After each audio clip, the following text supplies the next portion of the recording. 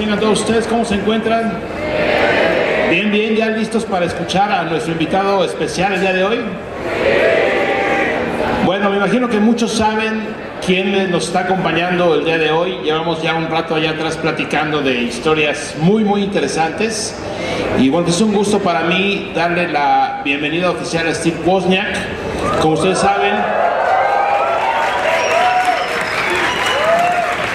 saben, él, bueno, tiene una larga trayectoria en esta industria de la tecnología. Tal vez lo recordamos mucho por sus primeras computadoras que diseñó y creó hace ya muchos años al lado del mítico Steve Jobs. Pero bueno, Steve Wozniak es un personaje que tiene mucho que platicarnos. Y bueno, en nombre de ALDEA Digital y los organizadores de este magno evento, es un gusto para mí darle la bienvenida a Steve Wozniak.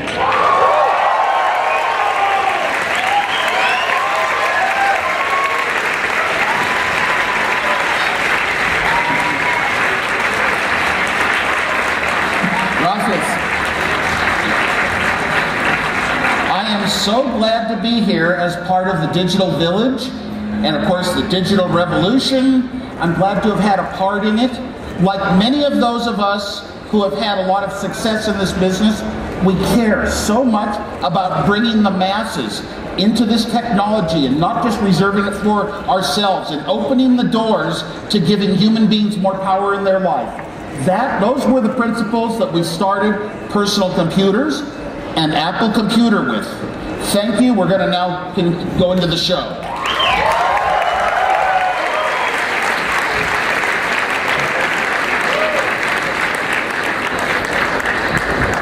Well, thank you very much, Steve, to being here today in this place full of people waiting for you to hear your thoughts and everything. So my first question would be, what do you think is the best way to close this digital inclusion that we have in many countries?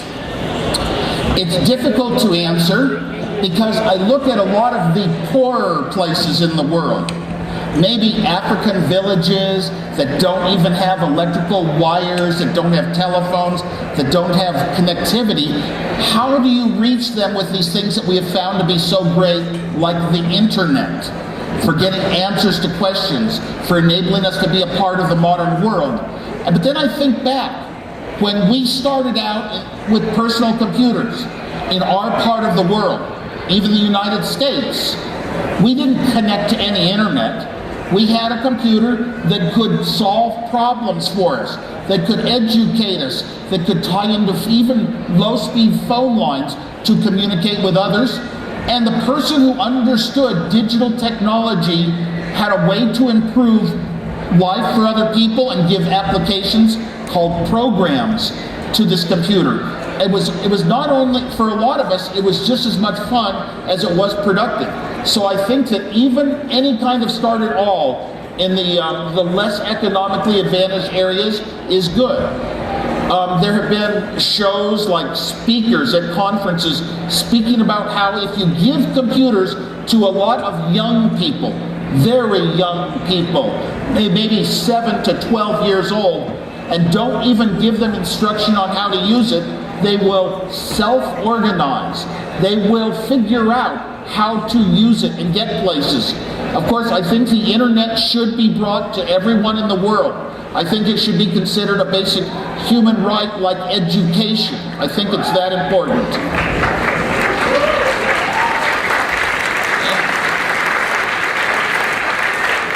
And I speak of broadband, really being able to access the higher speed ends, the further ends of the internet. And I will tell you the truth, at my home in Silicon Valley, I do not even have broadband because we've got a monopoly and there's no place for me to actually buy it. I have close, but I recognize how important a right this should be, just like education and health. Okay. And speaking about that, internet has enhanced self-learning. Do you think schools today, as we know them, are no longer required? The question of whether schools are required is difficult to answer. It's the transition to maybe not having schools like we have them today would take a very long time. But consider this, schools are more than just pure academic education. You can get your academic education from books. If you have access to the internet or a library, you can get access to education online now if you want it. But it turns out that schools also serve a secondary purpose. They are a place to watch your kids in a healthy activity while you are gone working. When I grew up, one member of the family would work. Now, in Silicon Valley, 2 people have to work full-time just to afford a home. That means there's nobody to watch the children, and schools are really the substitute for that. So schools have more purpose than just pure academic learning. Now, we brought our computers into the schools, and we thought technology is going to improve education. It is going to improve how far a human mind develops. And I really don't see people coming out of school knowing more or thinking better than before. I don't see them coming out with greater level of smartness. We didn't really change education very much. It's the modern tool, but it didn't improve the important things. And I think back, you don't want to say what anybody else has said for hundreds of years. Because people 200 years ago were just as smart as I am. They were equally smart. They could come up with the same ideas of how to organize schools, how to have instructors make class interesting and fun and goal-oriented and things like this. I don't want to say the same things people have said forever because I won't be any more right than they will and I won't help improve education. But I do want computers to have a role. Online education is available, and some of us, especially inward-drawn people, introverts, like I was, growing up very shy, almost afraid to talk to people, I would be good at getting online and learning as much as I wanted. What are the big advantages of online education? Someday, a student can choose what topics in life are the most interesting and important to them, and they can study it as much and as deeply as they want to, and as fast as they want to. In a school nowadays, you know you're going to have a test on Friday. You know what pages in the book it's going to cover, and so you aren't really going to go reading chapters ahead. When I was interested in computers, it was the passion of my life. I would be in college. I would buy the books on a Friday. Saturday and Sunday, I would hardly sleep. I would go through answering every question in every chapter, and I would be halfway through the book by the time class started. Why? It was a subject that I loved so much. A student who loves that sort of subject in, let's say, K-12 education and even the university doesn't really have the option to go faster than the rest of the class. It's a little bit denied. And you have to have all the right answers on the right test, and the right answer is the same as everyone else's. It's not your own thinking. So I'm hoping that someday online education will let us have a different form of getting educated that lets people go their own directions at their own speed. But I think you need human guidance. Most of the young students need human guidance. As we get older, we realize we can kind of guide ourselves, but not the very young students. They need a human guide. And that's where the problem comes in. The human guide is a teacher with 30 students and can't adapt to every problem every student has. In the future, I am hoping the computers advance to the point that with artificial intelligence, that they act like a human, that they have feelings, that they care about you, that they look at your face, and they teach you and they guide you in the direction that you want to go.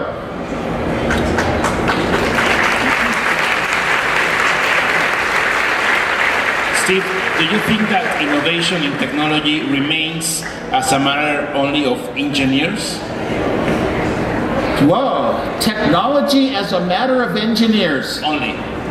You know, not only, because you know what, technology is no good if it doesn't get to people, if it doesn't satisfy their needs. A lot of people are trained in the liberal arts, a lot of them are trained in business and marketing. It is their job to look at the community and decide what the community wants and proceed to create products that solve those things. When we started Apple Computer, there was no huge industry. There were no billion-dollar companies. It was small and light. And a few people, one person to a few people, could make significant differences. But now the products are sold by the millions and tens of millions.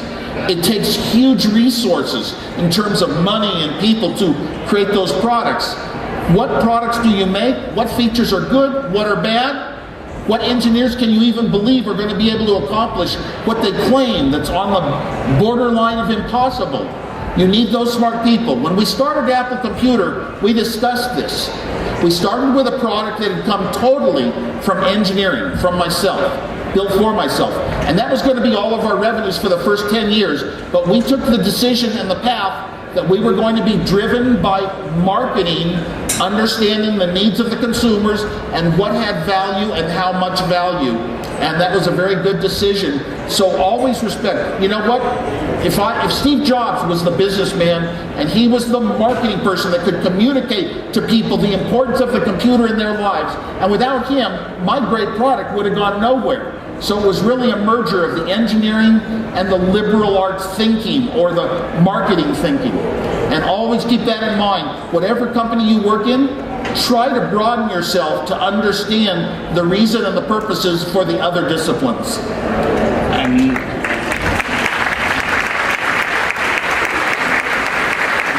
speaking about that, what was the most useful thing you learned from Steve Jobs, and what was the most useful thing you taught him? Could you repeat the question? Yeah. I mean, what was the most useful thing you learned from Steve Jobs, and what was the most useful thing you taught him? Steve Jobs was more of an interesting person in the early days of Apple. Let's say the first 10 years.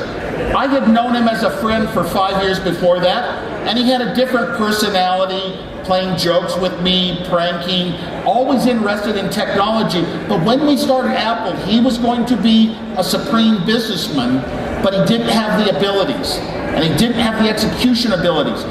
So what he did was he would speak, he would look at a subject, he would look at the features in a product, and he would go to a higher level and say, here's what they really mean to a human mind. Here's what they really mean to society. It was the way he spoke about things that was always a class above what we were actually doing. He didn't really have the ability yet to create successful products. So the thing that I admired about him when he returned to Apple, he had a great, what's called operational head. You've often heard that companies have chief operations officers. It's being able to keep track and make sure that all of the inventory, the sales, the pricing, and the features, that everything is online that makes sense. He came back as a true large company CEO, and I was very impressed. There was absolutely nothing missing in him by that point. Okay. And the world has a lot to thank for that. And how do you see today Apple without Steve Jobs? A lot of people say that there's no big innovation anymore in that company. When we started the company, we were two young people with the sort of dreams that young people have. We were in our young 20s. We had no money. We had no savings accounts. We had no friends or family that were wealthy. We had no business experience, not even a course in the university. And we started a company with an idea that these technical products, these computers in people's hands, were going to make them, empower them, and give them abilities they never had. We didn't even know what all those abilities were. We didn't know anything like the modern world would ever happen, but they did happen. And so Apple had a reputation of two young kids with an idea can actually do something that's important and significant in the world. And people love that idea. And when we took the risky endeavor to create the Macintosh computer, so different than any other computer before it that the masses had ever seen, we had the commercial. And the commercial stood up for, we were going to attack the status quo. The way things are today aren't the way they have to be tomorrow. And that gave Apple a following of people who believe in this striving and doing good things with technology for humanity. We still have that sort of following. Yes, it's so extreme that it's like a religion sometimes. I don't like to be a part of that. And people say, oh, it's a cult. And Steve Jobs is like the ultimate cult leader, and they worship him. A lot of people don't like that, and that's why a lot of people also don't want to be a part of Apple. And Apple's not yet open enough for the world. So we have a long ways to go to improve the company. I don't think Apple has to remain the way it is today. But we sell our products for a lot more money with a lot more profit than other makers. And it has to do with a lot of marketing decisions that were made along the way. But the most important of all, don't make junky products. Make products that satisfy the user, that do what they want to, and feel nice to a person and are easy to use. And those are things that apply to every product of every category in your life. So we deserve some of that. I wish that governments, even the United States government, were run by the sort of management that Apple has. Instead of going trillions of dollars in debt, they would have lots of money in the bank. Okay, but what do you think is the next Apple product that you want to use? Something about wearable technology? What is the next Apple product that I want? For a couple of years, I have been wearing a little iPod on airplanes, a little watch, because it's convenient when it's strapped to me. I don't have to worry about where the cord is and where to put it on an airplane. And I scroll it with my hand, and it feels fun to scroll things. And I kept saying, I want the smartphone on my wrist. It would be so convenient. But I've sort of changed my mind. It's too small a screen for most of the functions that I use on a smartphone or a tablet or even a computer. It's too small to be convenient, and I don't want to sacrifice that. I think that 30 companies this year will come up with wearable smart watches, and I tried one, the Samsung Gear, the only product ever that after 2 hours I said, no, it does not really, it more impedes my life than it helps me.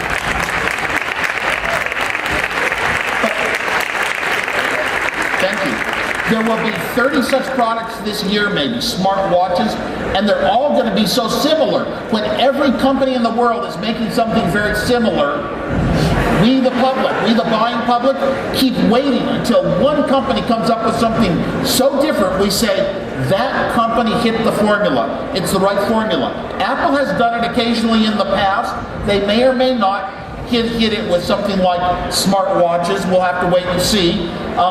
Google Glass, I see some here. I've worn them. They're really cool. I haven't had enough time to be one of the early explorers, but I like the coolness of it, but I also like the coolness of my Bluetooth headset for a while when I first got one. And then we all give it up, so I'm not sure if Glass is going to be one of those things that continues. Glass at least seems to be pretty functional by voice operation. I think voice operation is the biggest thing that has come to our products. I used to have to memorize how to use any product. Let's say it's a smartphone. I tap this icon, and I tap here, and I type this in, and I tap there, and I do this, and it works. I learned the procedure. It's easy to learn. But you know what I find? If I just speak a thought that I have in my mind, text Janet, I'm on stage now, period, and it goes, it is so much a wonder to my brain. I feel like I'm not struggling to think. And that's what I like. I like being able to speak a natural human thought and deal with machines as though they are humans. We need to improve the artificial intelligence. A lot of times in Android or in iOS with Apple, you'll speak something, where is such and such a restaurant, and sometimes it will get the words right, but it won't have the answer. It won't help you. And I want them to get better and better at understanding what humans really mean. I think Google has done an incredible job of taking the huge amounts of information of the world and analyzing what people are currently looking for with short little keywords. What words are they looking for? And that leads to answers as to what the most common meaning among all people is. And I think that's why Google has sort of replaced a part of our brain. You used to ask a smart person a question, and now who do you ask? It starts with G-O. That's not God. Well, for some of you. So I think the real big step in the future is going to be getting better and better with artificial intelligence, understanding words that are spoken, but what does that lead to next? In the farther future, it's going to be vision. Maybe we don't have the bandwidth yet in our little devices, maybe we don't have the bandwidth on the internet, but in the future I think vision of everything, devices being able to recognize that is a crane, that is a microphone up there, that is a speaker, being able to tell what things are in the world like we humans do is a big challenge. Will we ever get to the point that my little iPhone will be like my best friend? I'll have a human conversation with it every time I have a question. I'll trust it for the best answers. Will that day come that it understands me and cares about me, has feelings? It's called being sentient. It's called being conscious. Will that happen? Some people predict that maybe in 20 years it'll have the information processing power of our brain. So it could happen. I don't know. I don't know if we're going to get there or not. Because right now a computer can do a lot of things very, very well that we have told it to do with our brains, but the computers don't yet tell themselves how to solve problems. And what's your criteria for telling that something is really an innovation? How can you tell that something's really innovational? Innovation is a very broad word. Somebody could do a slightest change. I'll make my computer a little bit faster next year. That's not really worthwhile innovation. I'll make it in 3 colors instead of 2 colors. That's not really innovation. Innovation is when something surprises the user. I didn't think of that. How did somebody's brain come up with this great, helpful, usable innovation? The best innovations of all are called invention. With invention, what you do is you create a product that is so unlike any that came before. It's an entirely new category of technology. And Apple has had a few steps that were truly in the invention category. Maybe not lately, but inventions don't come about every year. When a company gets very large, sometimes the way they innovate is to find small companies that are doing good things in technology, purchasing, acquiring those small companies, and the innovation didn't then necessarily come from the big companies so much. It's one of the problems we run into with big companies. It's hard for big companies to be an innovator. Apple was one of the rare exceptions largely because Steve Jobs was trying to build the products that he wanted for himself. When we started Apple, I was designing the product I wanted for myself. I drive a Tesla car that was designed by a man who wanted it for himself and his family. These sort of products turn out excellent. So here is Apple, a huge company. When companies that really changed the world came from 2 young people that hadn't even gone to college, and companies like Google, 2 young people, and Facebook dropping out of college, and Microsoft, not even through college, young people with ideas and not being strung to how things were done in the past. But Apple was the exceptional company that could take us into the iPod, originally the Macintosh, but the iPod, and then the iPhone, probably the greatest product introduction of my life and the importance that it's had on our lives. You know what? Life should get easier and easier to manipulate, and right now we've got hundreds of thousands of people, millions in the world studying technology, have a way to make a difference with the big computers out on the internet and the small computers in your hand called smartphones. They can make a huge difference in how easy it is to get answers and to get things done in your life that you want to do. Almost everything I do on my smartphone and my tablet, I think, how did I do this before? What was my option? How could I have ever had such a nice life? So let's hope, and we're just at the start of that.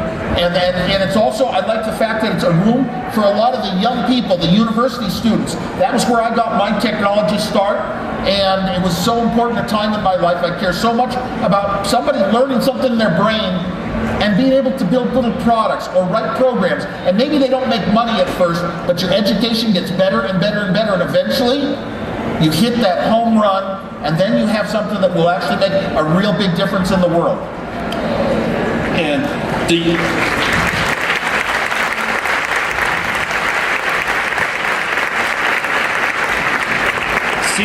think there's a difference between entrepreneurs before and after internet? Wow. Entrepreneurs before and after the internet, it's very difficult to say. I'm going to go back and talk about entrepreneurs before and after Microsoft and Apple and those kind of companies. Before that, Silicon Valley grew and grew and was born and got the name Silicon Valley because successful companies in electronics spun off other companies. That means that seasoned executives, experienced executives and managers would leave and start another similar company of their own. And funding sources came about. But that wasn't entrepreneurship like today, where young people can think, when I get out of the university, when I'm young, I might have a job at some company, but if I have an idea, can I ever turn it into a company of my own? Can I join up with friends? Keep in mind that 7 of the first people significant in Apple Computer all went to the same high school. You know, it's that sort of a young thing that can be successful. Now, along came the internet, and a lot of the investors in Silicon Valley, the venture capitalists, thought the internet is going to be everything in life. Turns out we're finding out that they were right, but they were still too early. Things take time to happen on a massive scale. So they invested in all these companies and then it crashed. Today, before the internet, you had business schools. After the internet, almost every business school in the university had programs deliberately using the word entrepreneurship. They had degrees in entrepreneurship. They taught the principles of it. One thing I like to tell would-be entrepreneurs, don't just think up an idea for a product that you could use and write it down and follow the steps and try to raise money. Get involved with the engineers, young engineers, talents that have had a life of building things.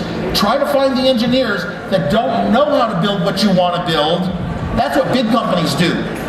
Their hiring procedures are only to look for people with a lot of experience in the product category they're working on.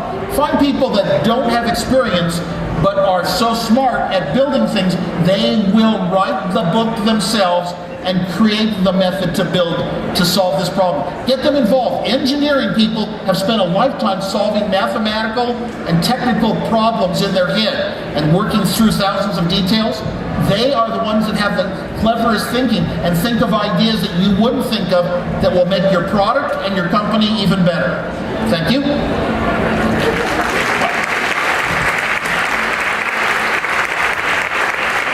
What do you think about sites like Kickstarter? Kickstarter is just totally, amazing. There was nothing like Kickstarter in the past. For those of you who don't know, in Kickstarter, you go online and you can help fund projects that are being done, and the amount that you donate to getting the product done, you get different rewards, like you get typically one of the product when it's finished. And they'll say, we need a certain amount of money, and if they don't make that amount of money, you get your money back. You don't spend any money. It's only if they reach their goal, build the product, you'll get it in the mail. This has been amazing, the number of Kickstarter projects. Usually I'm very busy, but I often subscribe to a bunch of Kickstarter projects that I would like in my own life. Maybe devices that sit in the kitchen and listen to me question it and ask questions along the lines of Google Voice or Siri, And so these are devices that I don't have time when they come in the mail to use, but I feel glad that I helped them get developed. I think this crowdsourcing, really hits on a lot of ideas that large companies would not create on their own. And so many of those have been very successful. So big fan of Kickstarter and other ones that are very similar to it. And I hope it goes further and further and really changes the rules of company financing. Because it frees the people working on the projects from the constraints of smart businessmen called venture capitalists that know how to write contracts. And when you have a contract that's written by a businessman, and on the other side you have an artist, an engineer artist, a marketing artist, well, who wins?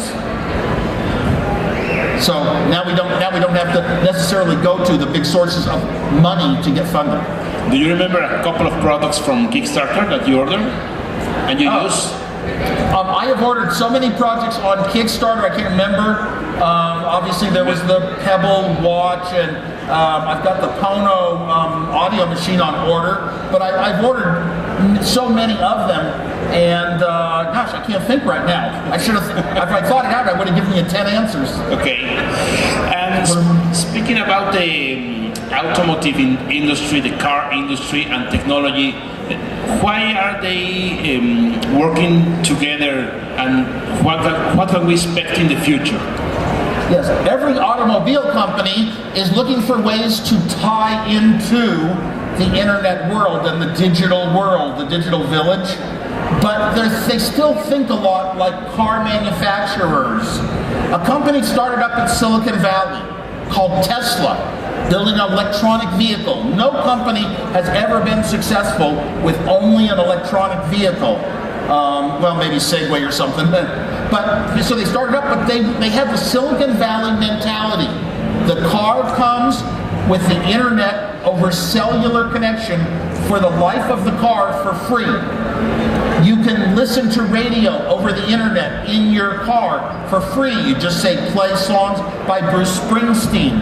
It has all the navigation over the internet. It has updates from the factory over the internet. It's the way we deal with our computer products that we like so much in our life, more than the way we dealt with cars in the past. You almost never have to take it into a dealer to get it physically serviced.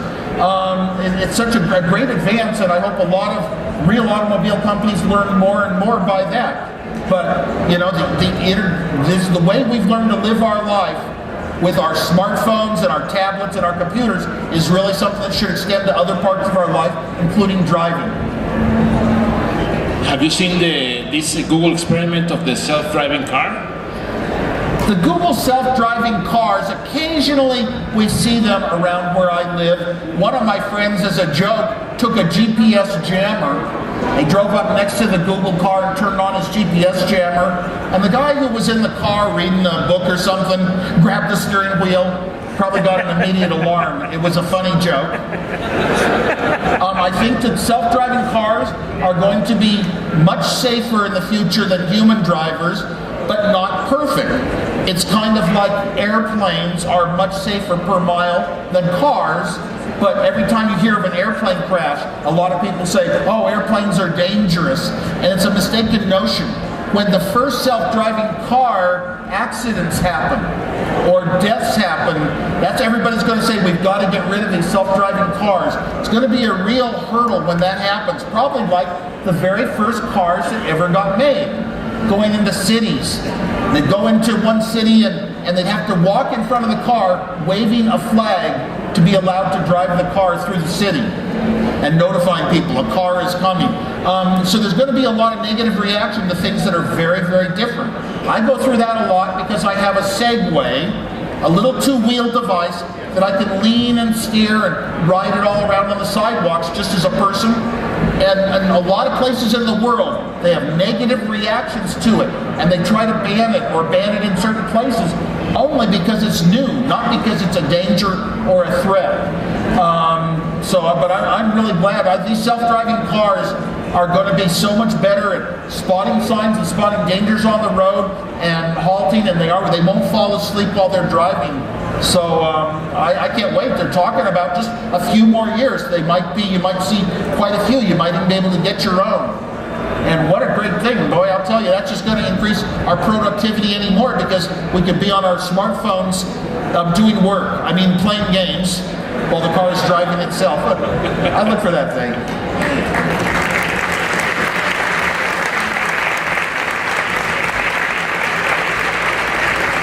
Steve, what do you like most about this ALDEA Digital or Digital Village event? ALDEA Digital? I like the most that it draws people from all walks of life. A lot of people that know technology, but a lot of people that are interested in how do I get into it? Where do I go? What can I do if I get to a computer? Now my answer is the computer is not a solution by itself. I run into an awful lot of people that are scared. They are afraid that they don't know and understand technology like the young people. And they're afraid to touch it. And they don't know how to use it fully. And what they need is good human guidance. Yes, if you have a lot of money, you can go to the Apple store and buy what's called one-on-one training. But if you don't have money, we need those of us who know how to use the technology, those of us who are good teachers and don't leave somebody confused. We need to help them discover the basics of the new technology and help them use it slow, step by step by step. Don't confuse people, but we need to bring them into the world that really lets them see a lot more of the world than they'll see. I know people that totally skip computers to this day. I have an uncle, he's a Catholic priest actually, he's 88 years old, and he's never used a computer.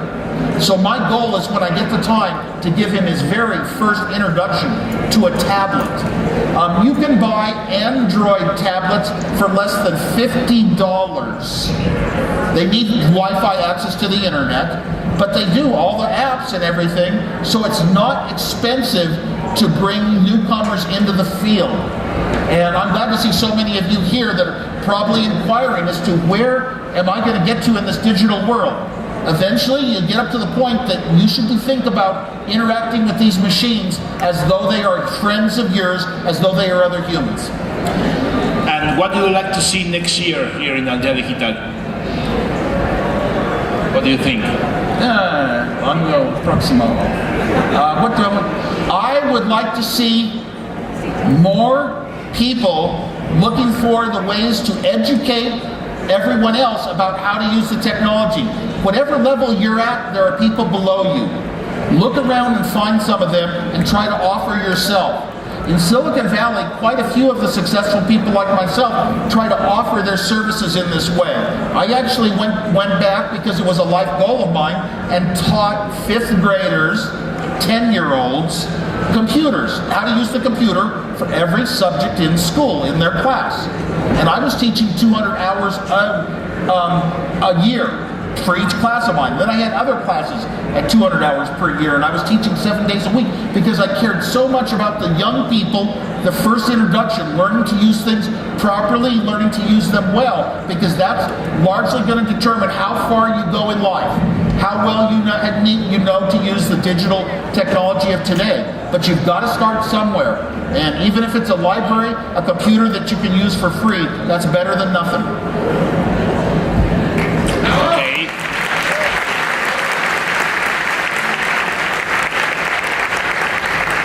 Steve, I know a lot of people want to know if you only use Apple products. I'm one of those people that doesn't have a lot of choice about having to have my main products be Apple products, but I have all my life, my passion has been to learn computer stuff, learn technology, even if it was just plugging hi-fis into speakers, plugging turntables into hi-fis to hear audio, to hear music. I love gadgets of all kind, so I go out. I do not believe that you get the right information by reading in the paper. You don't believe anything you hear, and only half of what you read is the same. Well, I don't like to hear from other people or read about it. I buy the products. I buy as many as I can of the kind of the top tier of the new modern technology products. I can't afford them all. Trust me, there's too many. But I buy them and I use them myself to decide, yes, this one works good, it looks nice, it feels right, they've done something right, they came up with a clever idea here and there. I like to do it. So I have a lot of Android and even Windows 8 phone products, and I just can't use Windows on a computer. I'm sorry, I've never had a taste for that. But and that way I also know how to address people, and I don't tell anybody who has an Android phone, for example, even a BlackBerry. I know that these products do what they need to do, so I'm not going to tell them, oh my gosh, you've got to get an iPhone. You're bad because you don't have an iPhone. You are not as worthy and meaningful as the people with iPhones. I would never say that because I'm honest. And almost all of the good smartphones now are equally competent and just as easy to use, and actually just as good a feeling to use. So I can't really criticize one or the other. It's your choice. You make your choice, and I don't think it's based very much on the features of a product. Maybe to some extent it's on price, but I don't think the fact that one brand has a bunch of features makes the bit of difference. You choose, I want to be on this platform, the iPhone, or I want to be on the platform Android, I want to be on the platform Windows because it works with my computers. You choose your platform for a lot of other reasons, and that's key to sales. I do hope that Apple sales increase in the future. I hope Apple makes smart decisions that the buying public wants, and I hope we even get more open and sell a lot of our good services, like iTunes Music. We changed music buying forever. We brought it into the digital age, and we should make that available to every phone in the world.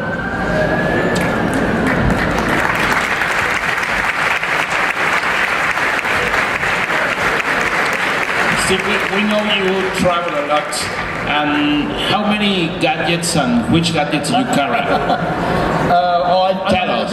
I carry a 50-pound backpack, and I carry it through airports and everything, and it's got all my latest technology that I'm exploring, and often sometimes that I really like so much, I want to have it close to me. You know how sometimes you get a Christmas gift, and it's so wonderful in your life that you sleep with it on the bed. You know, it's like I carry these products in my backpack sometimes just because I really like how beautiful they are in their own ways. I carry, of course, speakers and chargers and AC adapters and everything else, and my computer and my iPad and my iPhones. And good Lord, I've got 3 iPhones I like to joke about, because you know, when Apple came out with 3 colors on their top iPhone, and what, they think that some suckers are going to buy a certain color to show it off, to match their wardrobe, you know, coordinate with their wardrobe. I'm not one of those suckers. I'm an engineer. My feet are on the ground. You have to convince me why I should have a product.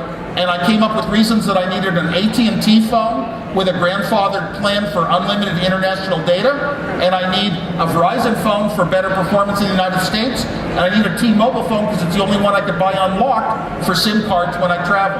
So that's why I have 3. I wish I had them all in my pocket now. I've only got 1. I always like to do it as a joke.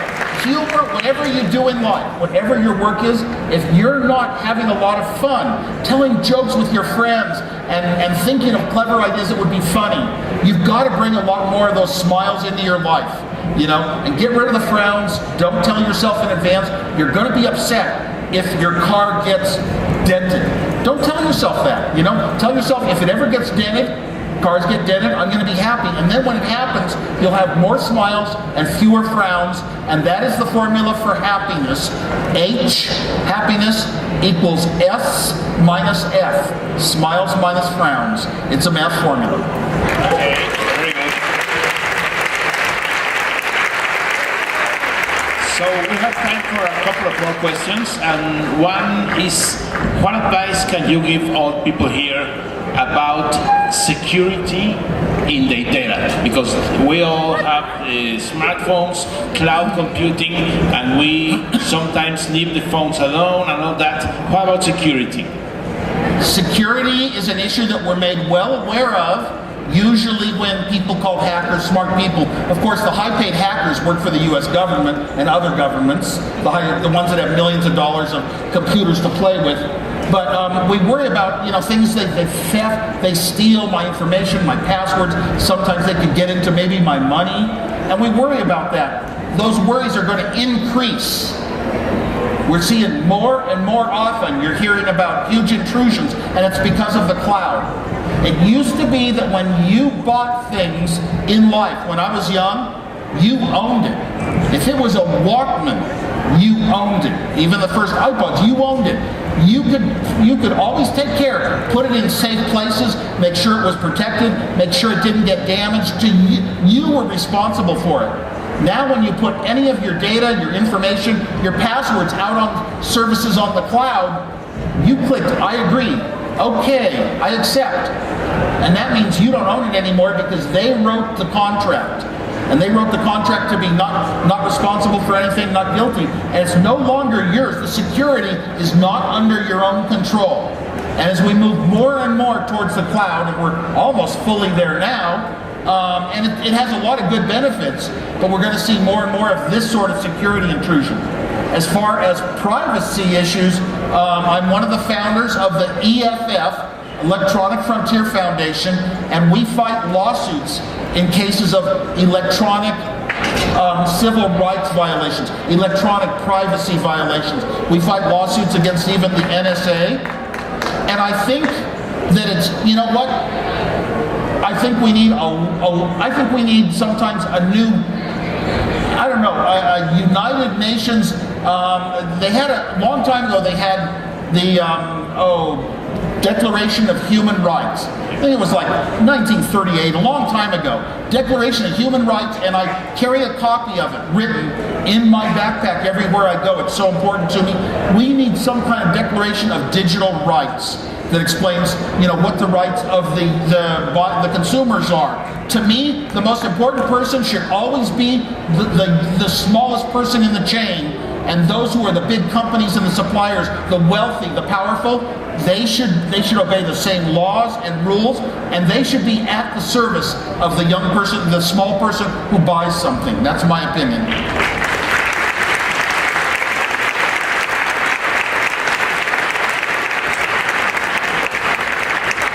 Okay, so just for the last question or the last message, maybe there's a lot of people trying to innovate, trying to do something different, something better. What would be your advice to them? You know what? Make sure you feel it in your heart. This is what you want to do.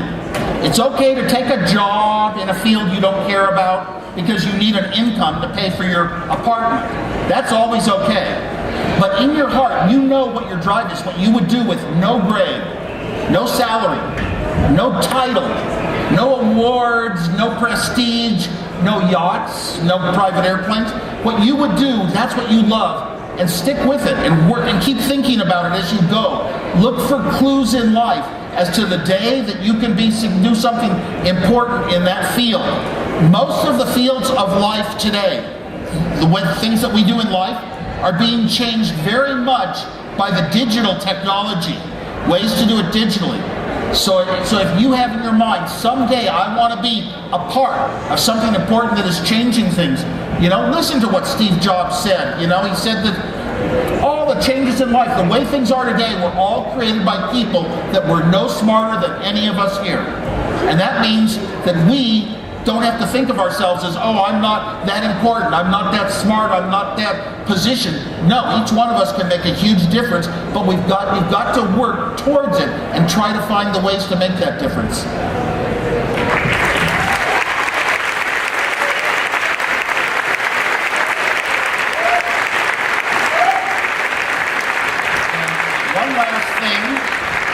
One last thing. You all matter so much to me. I don't like to come off as more important. Sure, I'm on the stage. So after we do a press conference, I'm going to come back out here and meet with all of you for a long time.